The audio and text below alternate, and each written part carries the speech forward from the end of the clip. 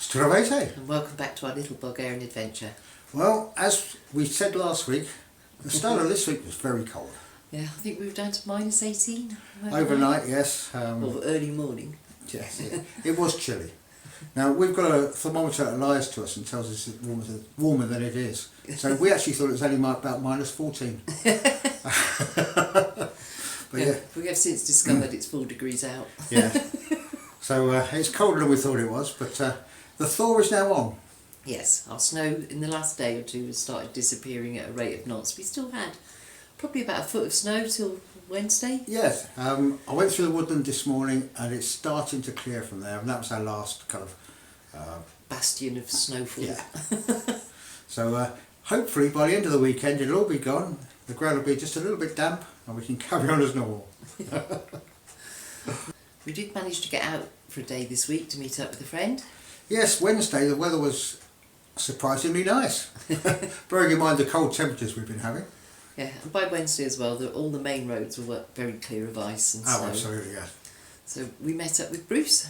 I went to Varna and we had lunch with them and had a really nice afternoon.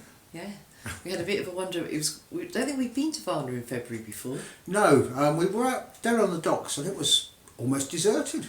Yeah, it was really peaceful. But lovely. very, very nice. I'll show you some pictures here. But not many boats about, not many people about, not many seagulls about. It was very quiet. But it was also quite warm in the sun. Yeah.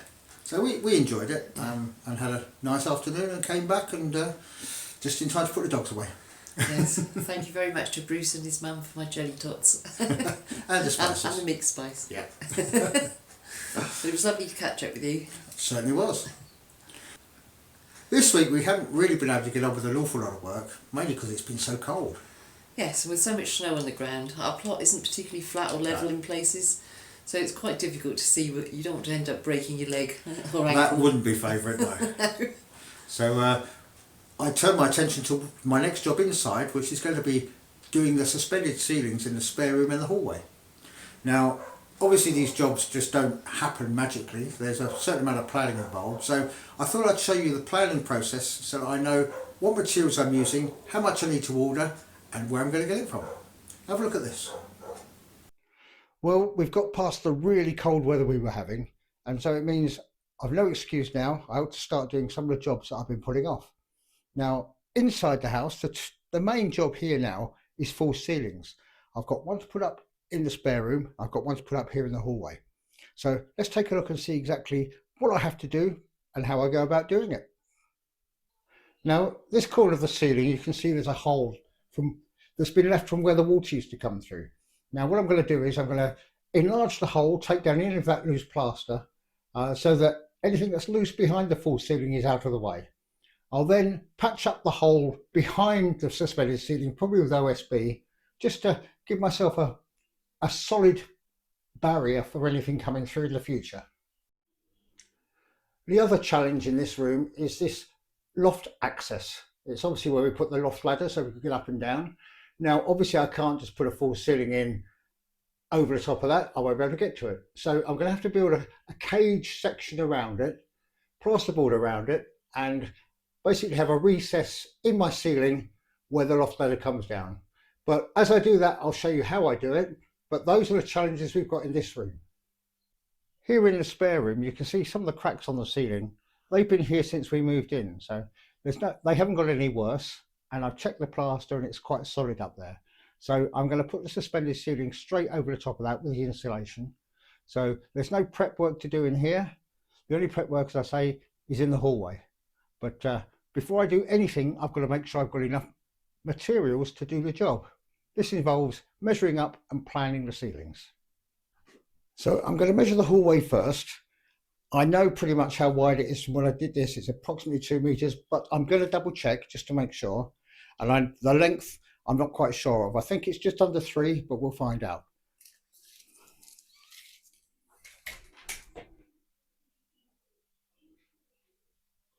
Yep, that's exactly 2 meters. I'm now up in the loft above the hallway because there's another piece of information I need to know. Well, 2 pieces in fact.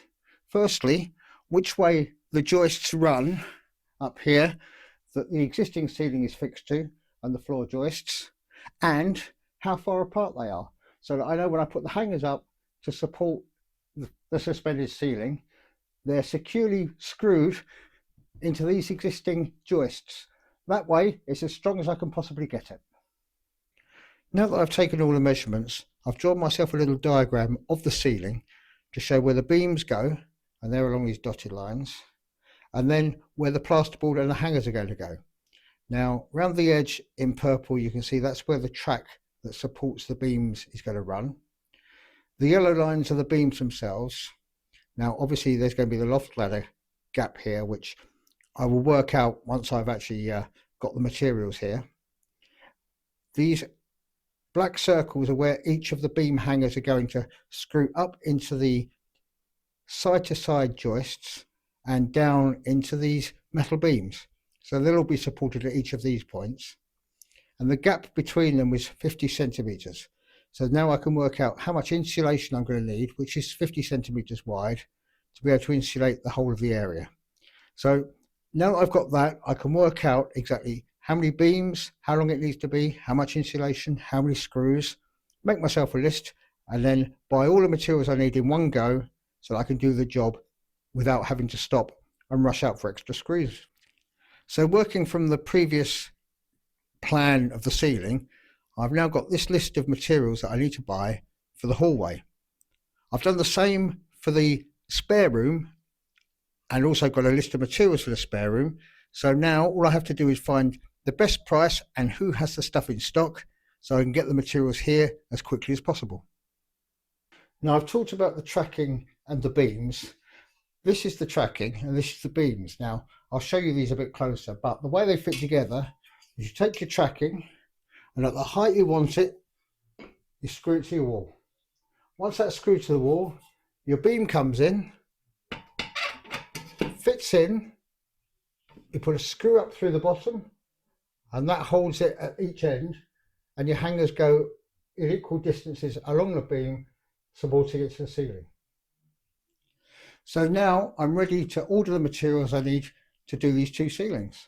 So I will put in the description the size of the tracking and the size of the beams I'm using, and roughly how much they cost, just so you've got a fair idea of all the equipment I'm using. But once I've got it, I'll be able to show you me actually installing it. But for now, hopefully now you can work out exactly what you need and order it if you're doing one of these ceilings. So now that I know what materials I need, I can get them ordered. But I didn't want to order them last week because with it being a bit damp and wet, plasterboard doesn't like the damp and wet. So I thought I'd wait until it was a bit warmer. Yeah, a few of the delivery trucks are open bed, aren't they? Yeah, So. yeah. So they'll bring them out to me, but I just didn't want soggy plasterboard. Not a good idea. No. Another issue I found with the cold weather was when I went to go and get the shopping on Monday, my car wouldn't start. It started fine last week when we turned it round after digging it out of the snow, but obviously not running it, it didn't want to play. Yeah, flat battery, wasn't it? Flat battery, and also I think the diesel was just cold. I did the glow plugs about 3 or 4 times to try and warm that up, but yeah, it wasn't working. So I put it on charge, tried half an hour later, still nothing. Put it back on charge, gave it another hour, and eventually it started. Flat battery. Flat battery. After running to Targovish back, it was fine. Yeah, and it was all right going to Varna. So Yeah. it was just getting over that cold snap. I think so. I think it's sitting there not really doing anything for a week didn't really help it. Much like us. We're quite slow to start once we've been sat around for Yes, a I week. need to put myself on charge. But once I get going, I'll be fine. Well, we've told you about what happened this week, stuff that's going to be happening next week. Tomorrow's the 1st of March, or Baba Marta Day. Yeah, traditionally the Bulgarians celebrate the end of winter with Baba Marta Day, beginning of spring. So they'll be exchanging of martinetsas. You wear your martinetsa until you see either the first stalk of the year or blossom on fruit trees, at which point you take off your martinetsas and hang them on a fruit tree. Yeah, we do that every year. Yeah. And we'll be doing that this year as well. We also have another little festival in our village tomorrow. It's called Olelia. Yes, it involves lighting bonfires and then jumping over them.